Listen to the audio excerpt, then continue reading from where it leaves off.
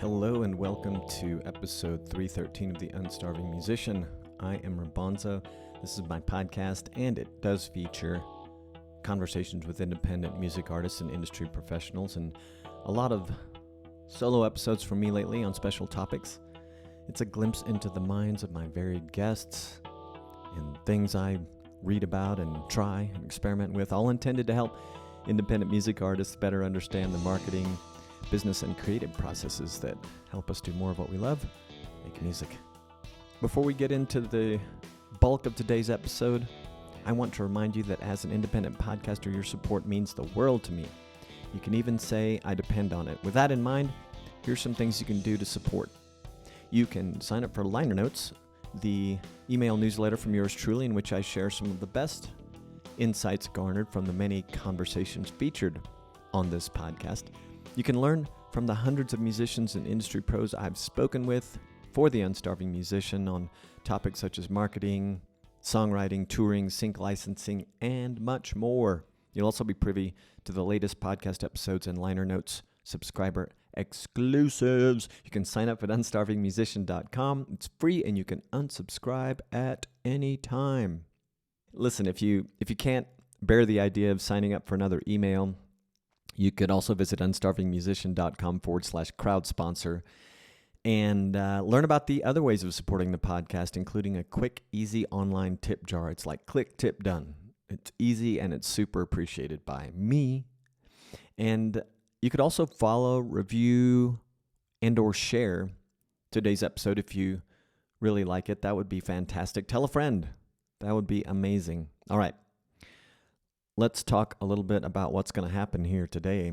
I'm going to talk about music marketing, authenticity, and the art of imperfect marketing for your music.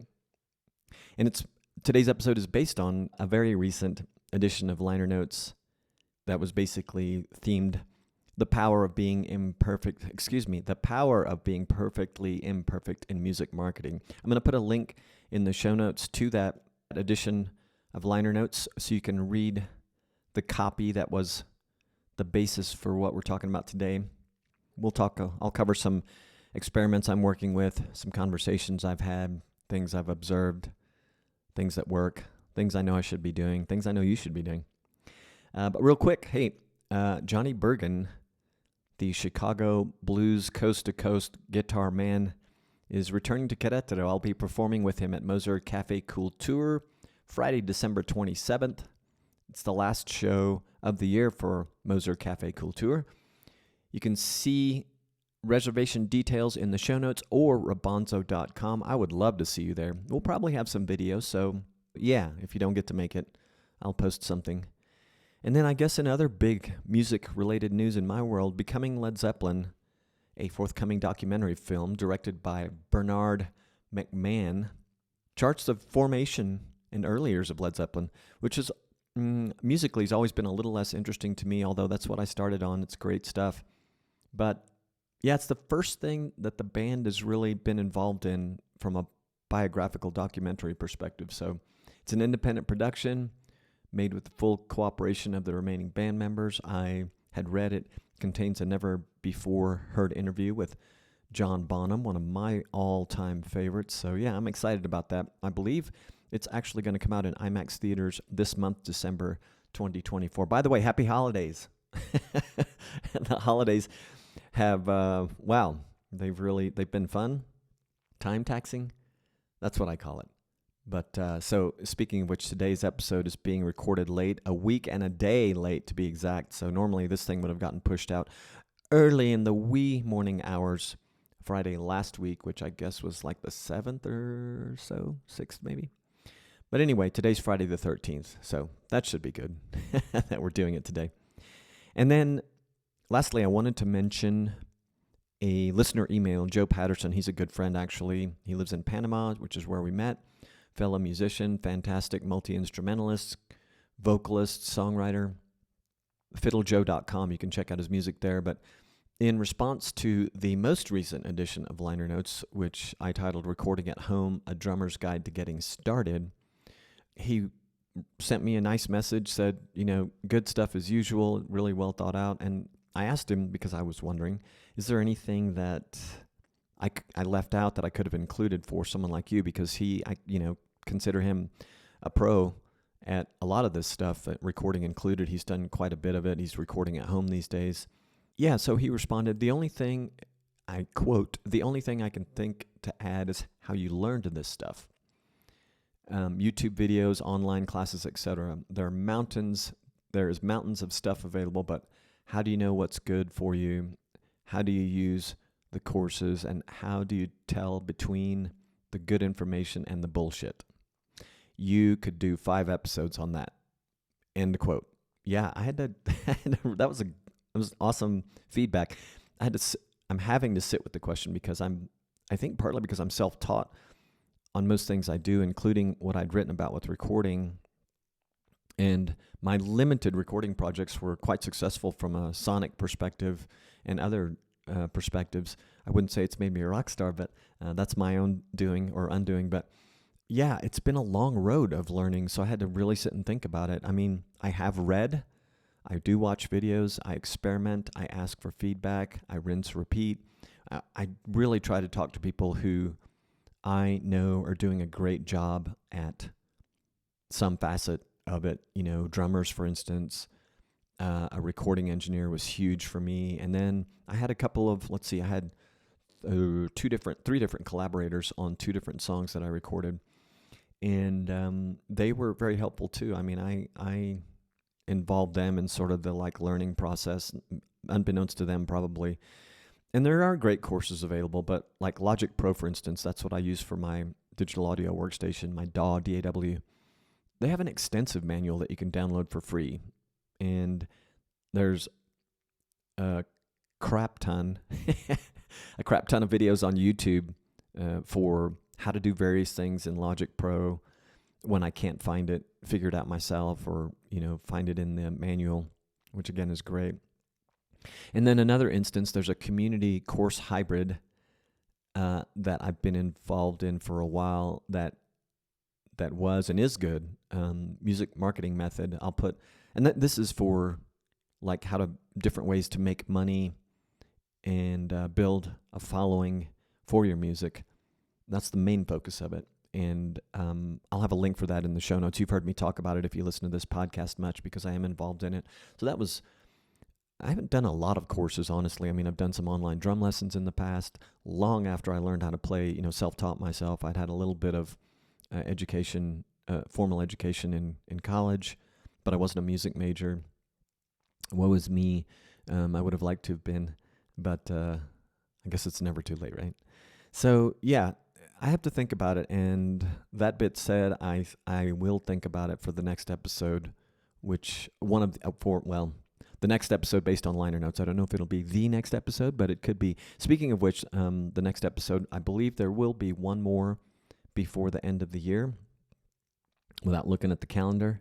But I got behind schedule, so if I'm not back in the month of December, don't worry. I'm coming back in January, for those of you that wait. All right. The power of being perfectly imperfect in music marketing. Again, if I didn't already mention it, there will be a link in the show notes for this particular edition of liner notes on which all the stuff we're about to talk about is based. Marketing my music and music marketing in general is something I'm passionate about, and especially where authenticity is concerned. I know authenticity, for me, it's a really overused word, and here's an interesting moment I recently had that really drove home today's topic of authenticity. I think I'd started working on this, and was bouncing some thoughts off my wife, and she made this cutting remark about marketers while reading her financial newsletters in the morning, which she does in the morning. And I just had to keep my best poker face because, here I am doing marketing. But the irony of the remark is that I see those writers, the ones who send her these financial newsletters, as supreme email marketers in sheep's clothing. So that was a little funny. But it all got me thinking about why we as musicians often cringe at the idea of self-promotion and marketing. So let's think about this through a different lens.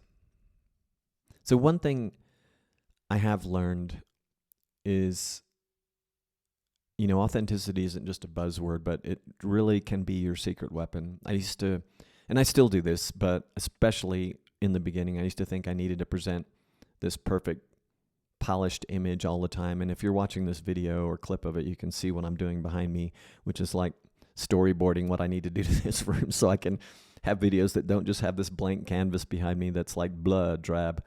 Maybe someday I'll upgrade my camera, but what really gets the most engagement on social for me are like blooper videos from rehearsals, posts where I admit I'm struggling with something. So we're talking about the real, unvarnished stuff. There's a quote that I included in the liner notes edition that I keep referencing. I really love it. It's by an entrepreneur whose name I'm probably going to butcher, but we'll pronounce it Nabil S. Qureshi. And the quote is, "You don't do anyone any favors by lurking. Put yourself out there." So I opened the newsletter with that. I really like that quote because I'm guilty of it, and it's so true. We can make beautiful music, but without marketing, it's like a concert in an empty room. It really fails to fulfill its fundamental purpose. Now, there are some of you who may be listening to this just because, I don't know, you're a drummer or you know me and you play your instrument at home and it brings you great therapeutic joy. I was hanging with a friend who does this very thing recently. I don't know if he's ever going to perform. Maybe he will. But he just really loves playing drums. He has an electronic kit. And I think he would be, like many people, content to just do that at home. And it's amazing. I loved watching him. It was actually at a holiday gathering. He gave me a little taste of his playing. He's actually quite good, self-taught, hasn't been playing that many years at all. So when we relate to real stories, imperfections, and humility, this is where, we're pushing our authentic self out there. And I'll try not to use that word too many times, but why is it worth paying attention to? I can relate a lot better to someone when I can see they struggle, make mistakes, beat themselves up a little, and expose themselves for who they really are. I can even relate to you when you compare yourself to others, although you should not do that.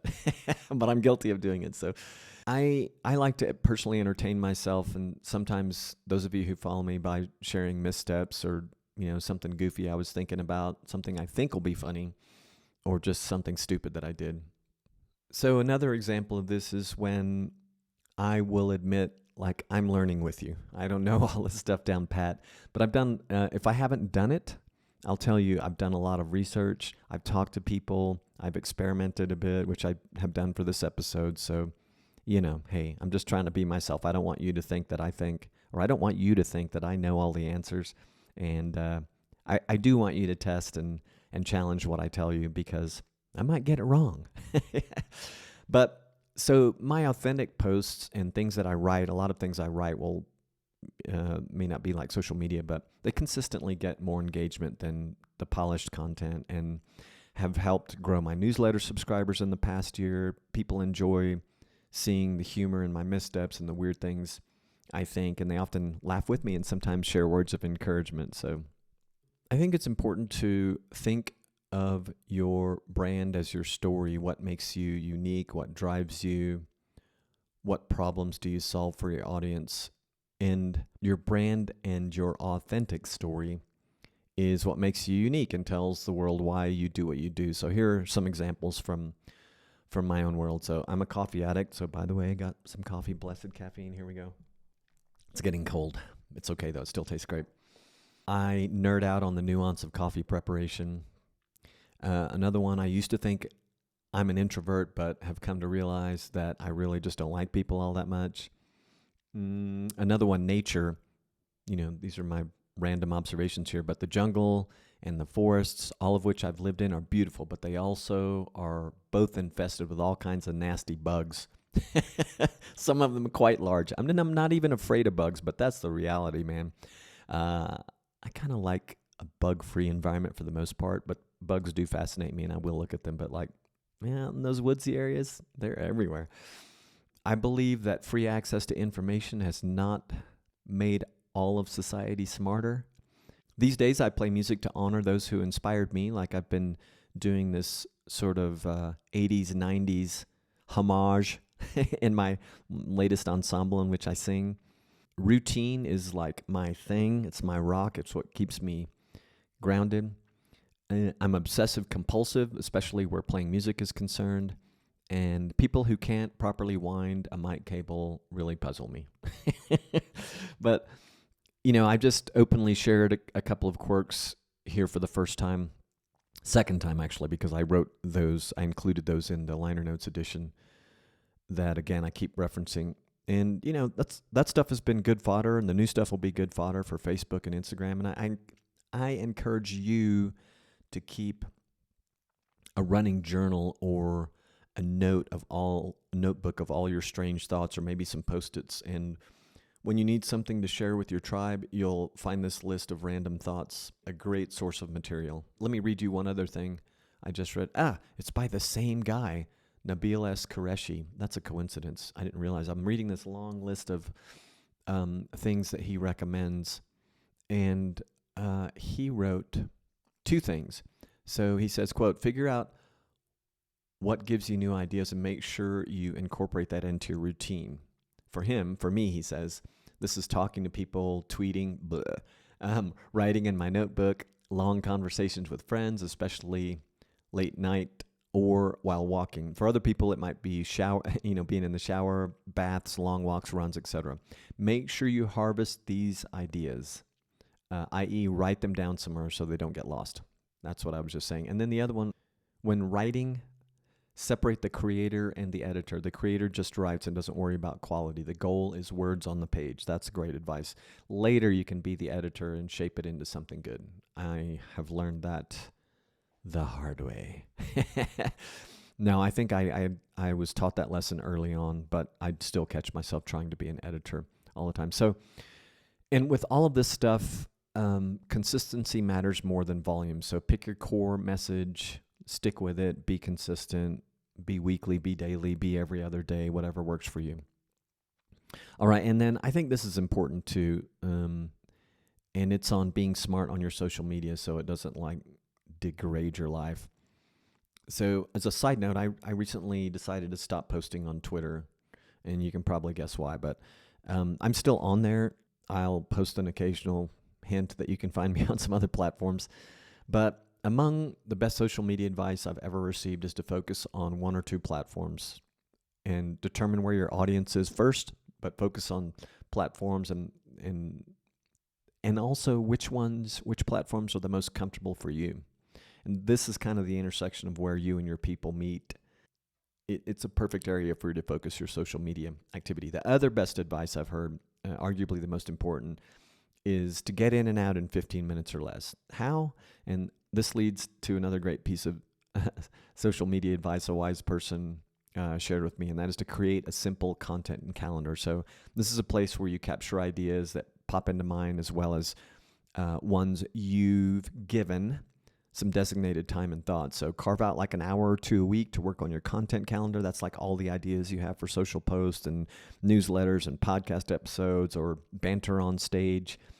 And draft social posts and content ideas for social and all your other channels. And use scheduling tools to batch your social content. I'm not great at that last one because I think if you just batch your time, a lot of these platforms have built-in scheduling tools. I'm not real big on adding apps for the sake of trying to streamline everything. They generally have a little bit of downside, and I've kind of gotten to a point where I'm tired of I don't need to give more people my data than I already have it. So, and I don't need one more app. So, but anyway, I think that there are a lot of great scheduling tools and apps that'll help you aggregate and batch all this stuff. And if you like that stuff, you should do it. And I'm going to put a link to a simple content calendar, free download, in the show notes. It's just a really simple spreadsheet. And then one last piece of golden advice I got is engage genuinely with people rather than just constantly broadcasting. So part of your weekly social time should be to find out what your tribe is up to and to look for others interested in joining in on the fun. Just be yourself, support and encourage others, and use direct messaging, DMs, to build a bond that will bring fans and supporters into your world. So that is a good thing to do. All right. I want to talk about kind of a practical side or the tactical. So every gig is a networking opportunity. I've gotten some of my best opportunities from casual conversations at shows or after shows by very deliberately getting people to sign up for my email list or a new WhatsApp group that I have so I can stay in touch. The point is that every gig is a networking opportunity, and the same goes for attending shows of other bands, especially if you're acquainted with any of the band members. So your attendance could lead to referrals, subbing opportunities, and more. So just be sure to say hi and introduce yourself to the performing musicians, because that can lead to really good things. And then follow-up is everything. It's critical to good networking, sales, and marketing. So keep a simple spreadsheet of key contacts and touch base regularly. Reach out to say hi or to offer encouragement about something your contact is working on. They'll be more inclined to think of you next time an opportunity arises if you stay in touch with them. So give before asking, though. Share the content of these other people, offer genuine support, and be a resource. A famous motivational speaker once said, you will get all you want in life if you help enough other people get what they want. Much that can be said about helping others, much can be said about helping others get what they want. And that was a quote by Zig Ziglar, who I believe he's no longer with us. I'm not even sure, but it's a pretty classic motivational speaker quote from the Zigster. Community goes a long way. I mentioned one that I'm in earlier, but in good times and bad, connecting with online and offline groups where your peers hang out is a great way to build meaningful industry relationships. So watch what others do and open your mind to the possibilities. Remember, the person running sound today might be booking shows tomorrow. All the people working at the venues you perform at help make gigs possible, and one of them might be booking shows tomorrow, from the person running sound to the shift bar manager. I'll never forget a time in the South San Francisco Bay Area where a venue manager changed jobs and hired two of my bands at a new venue where she had worked for some pretty nice private events. It was a country club, and we would go there and play some acoustic versions of what we did. So she was just a great resource and a really great friend, and that was all from being friendly with one another. A truth about self-promotion that I also want to mention, and then I swear I'm going to get into the tactical stuff, is it's not bragging if you're providing value. So at the top of at the top of this conversation, I mentioned that first quote by Nabil S. Qureshi, and it resonates with me because I'm totally guilty of lurking, and it doesn't do any good. So get out there, introduce yourself, exchange contact info, share business cards, be supportive of others, and let them know what your interests are and how you might be able to help them. And then again, share like your victories and your struggles. People connect with the journey. They really do. So there's no better way than if you just share all the challenges with them. And make it about your audience. So how does your music or content help inspire them? And the best way to find that out is to ask them or to pay attention to what they might be telling you whenever they message you or come up to you and say something. That's really good stuff. Be consistent, but not pushy. Think marathon, not sprint. But be consistent. I mean, keep going until you get a definitive no. And remember that sometimes no just means no for right now. So just keep working your prospects. All right. Let's talk about the tactical stuff. So I'm going to talk about Instagram stories, posts, and reels, and what I've learned about engagement. So if you don't do Instagram, or you're more focused on TikTok, just reframe this for your world. All this stuff is very transferable.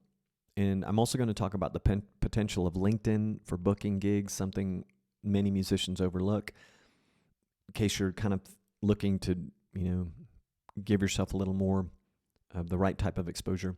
And then how to balance personal and professional content.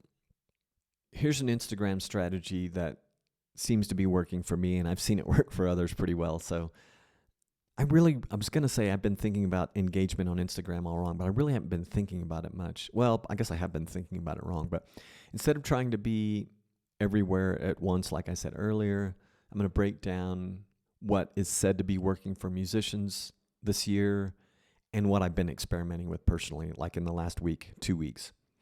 Okay, so your daily music journey. So stories. Their stories are like a backstage pass. They disappear after 24 hours, which makes them perfect for raw, unedited moments. So you can use them for things like quick rehearsal clips, sound check moments, that moment you just figured out a new riff, behind the scenes with your band stuff, maybe quick polls asking fans what song to play at the next gig or on your next video thing that you do. So the beauty here is that the temporary nature of stories actually encourages more authentic sharing. When I started doing posts like this, I noticed that people responded way more to the kind of work in progress or the unvarnished stuff, the raw stuff, more so and actually more quickly than with the polished content. I'm lucky in like my engagement and my following is not huge or anything, but I'm lucky in that with the polished content I do get pretty good engagement, probably from a lot of marketers, but I do get decent engagement there. Yeah, just think about that. Again, they're like the backstage pass because they disappear quickly. Think about them for these kind of behind the scenes moments. Okay, now reels. Here's where it gets kind of interesting. According to recent data, reels and shorts, if you will, are currently driving the highest engagement on Instagram. I would say it's probably the same on YouTube, and we know how it's worked well for TikTok, and probably they're the reason everyone's doing this. So here we're talking about like 90-second max for video content. It's perfect for song snippets, quick gear tutorials, those like how I wrote this song moments or how I wrote this bridge, or practical tips. So a real example that I did this, I think just this week. So I recently posted a somewhat polished video of a full song from rehearsal. It got decent engagement actually, but when I did like the 30-second reel showing the outtake, that just focused on the outtake moments with the band, better and faster engagement. I'm still needing to look back because I did this second one so recently, but I'm expecting an overall engagement to be higher on that. But anyway, people love seeing the process, the humility, the goofiness behind the music, or whatever sort of creative weirdness you might have been working on. So I think that's an important way to think about reels. So regular posts are like a foundation. So think of these, okay, and again on Instagram, so the regular posts, the ones that make up the grid, the bulk of the grid. Think of these as like a portfolio of your music. They stay on your grid permanently, so use them for like major announcements, release dates, professional photos, completed projects, gear setups, things like that. So I did one yesterday for the show coming up with Johnny Bergen, and I do this thing where I'll tag and mention like the venue, the bandmates that are going to be there with me, and anyone else that's very specifically related to that post, but usually limited to that kind of thing. Release dates, obviously, if you've got new music coming out, perfect. Professional photos, gosh, I know people that are great at this. I could do more of that. Here's what I've learned through trial and error, and this is probably the game changer thing for many of us, but it's not about choosing between stories or reels or posts. It's about using each of them for what they do best. So stories are for the more raw, behind the scenes, authentic things. Reels are for like teaching and entertaining. And then posts are for the more like polished, professional stuff, if you will. Think about them that way. And by the way, this practical, tactical bit didn't make it into the liner notes edition. So it just was kind of trying to think in terms of what I could do extra for this podcast episode. However, I don't know if you know this, so I've not been able to do transcripts for episodes. I was doing them at one time, but it's just so time intensive with the proofing and all that. But Apple Podcasts rather, is doing transcripts for my episodes, and they're pretty darn good. So I believe that only from the mobile app, the Apple Podcasts app, the mobile version, you can access transcripts. So you can find a transcript of what I'm saying if the right written version is good for you. But hey, maybe you should take some notes. It's a great way to remember, I hear. All right. So LinkedIn for musicians. I think it's true this is an untapped gig machine or gig source, gig platform. A lot of musicians never think about this. So LinkedIn isn't just for corporate jobs. So think about this. Who books corporate events? Who plans weddings? Who coordinates festivals? These people, by and large, are all on LinkedIn. So I've been thinking about a strategy that's definitely worked for several musicians I know. I talked to some from the music marketing method community, and they were like, I didn't run into anyone yet who's been doing it, but they were all like, man, I need to do that. I mean, I didn't even have to say much, but we got into a discussion about the potential. And these people that I mentioned, like festival organizers, restaurant venue owners, event planners, wedding coordinators, corporate event managers, hotel entertainment directors, people that you should connect with. Here's why it can work. They're actively looking for reliable professional entertainment as part of what they do. And for some of them, a large part of what they do. When they see you presenting yourself professionally on LinkedIn, it immediately sets you apart from musicians who are only promoting on Instagram and Facebook. Now, I think they probably know they can go there and find some pretty good content, but just think of the kind of extra edge. So you just take a little time to set up your profile, put professional musician in there, post things that might catch the attention of some of these folks.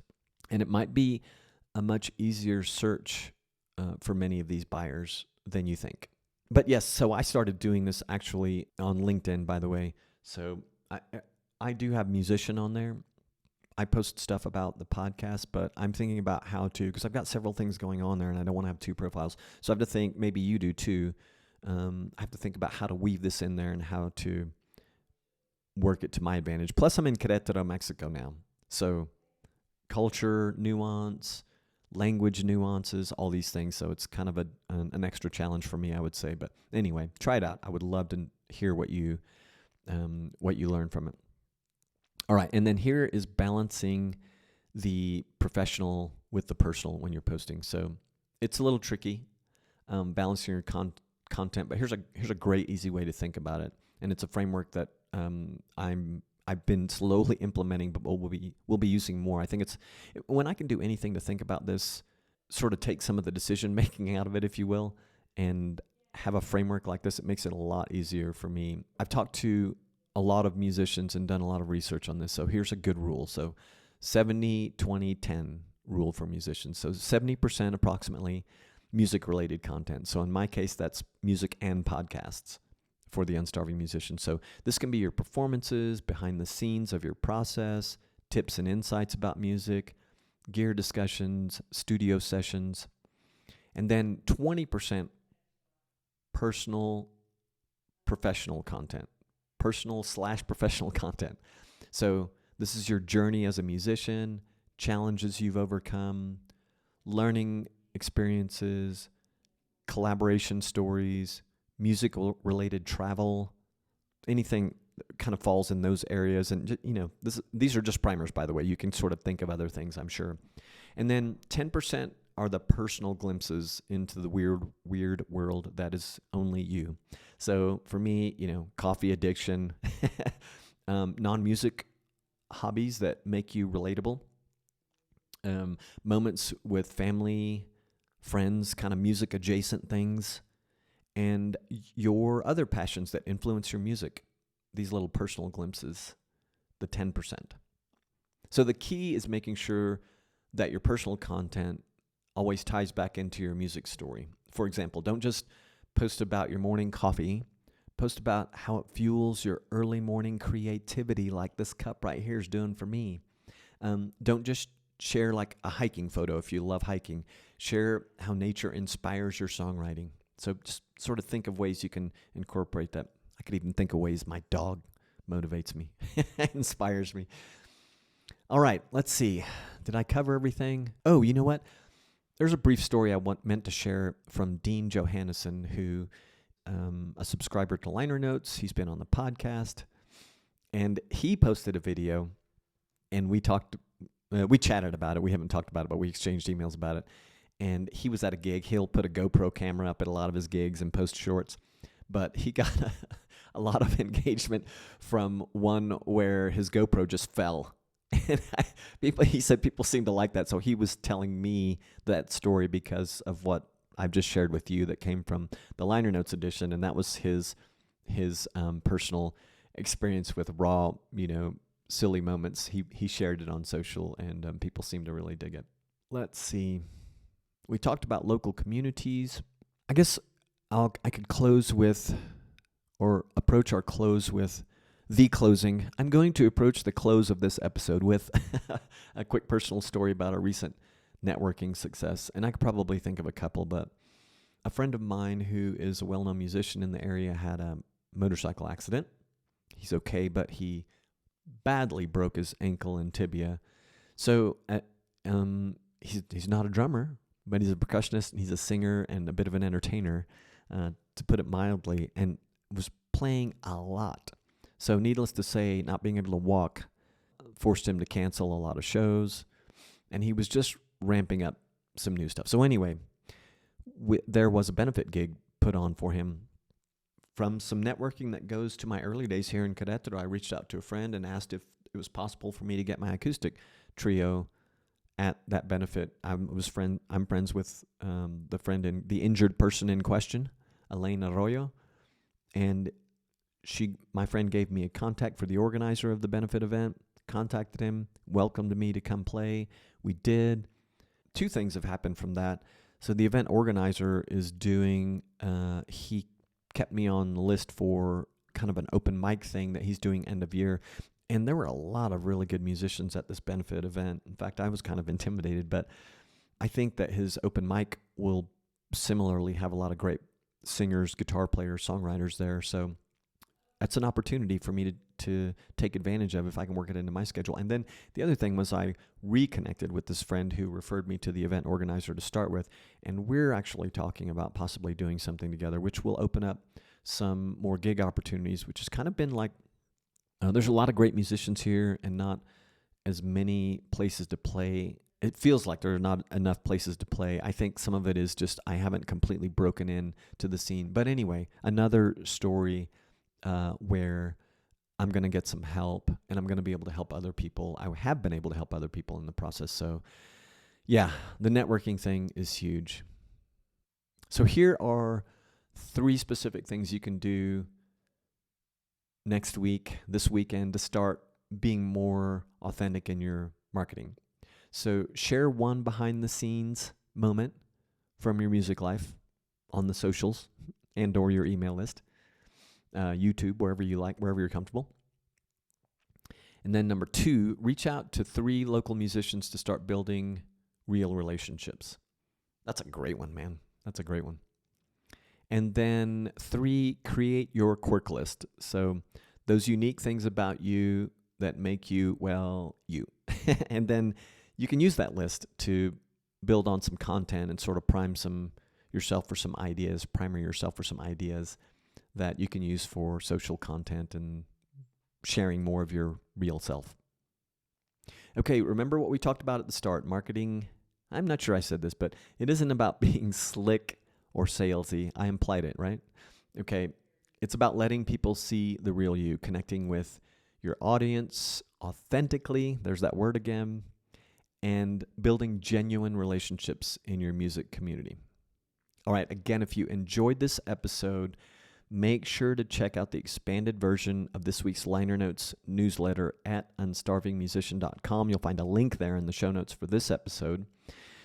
And hey, speaking of being authentic, I'd love to hear your thoughts on this topic. So drop me a line. I'm at Robonzo Drummer, at ROBONZO Drummer on the Instagram and Twitter and Facebook. And you can send me a direct message. If you try to connect with me, by the way, on Facebook or actually anywhere, and your profile hasn't been, you don't have a lot of content there and no picture, I can't tell if you're real or not. So do what you got to do to let me know that you're real. Otherwise, I will ignore you. So yeah, let me know. And then in closing, if you want to boost your online presence and support this podcast, please visit bandzoogle.com and use the promo code Robonzo, ROBONZO, to get 15% off your first year. How does this help? Bandzoogle pays me a small commission if you sign up for a paid plan, and it's at no extra cost to you. I use bandzoogle.com for my artist website, robonzo.com, and the way that it helps me easily manage direct-to-fan marketing and sales with features like its commission-free store is nothing short of greatness. So please consider going to bandzoogle.com, use the promo code Robonzo, ROBONZO. And then lastly, the music you're hearing, New Gods Part 2, the instrumental mix by yours truly, it was written by yours truly. You can hear, download, and or buy the full version that has the vocal tracks by yours truly at robonzo.com. And if this was all way too much to remember or process, just go to the show notes for this episode at robonzo.com and find links to all this stuff that I talked about in today's episode. All right, with a whole lot of gratitude, a whole lot of love. Until next time.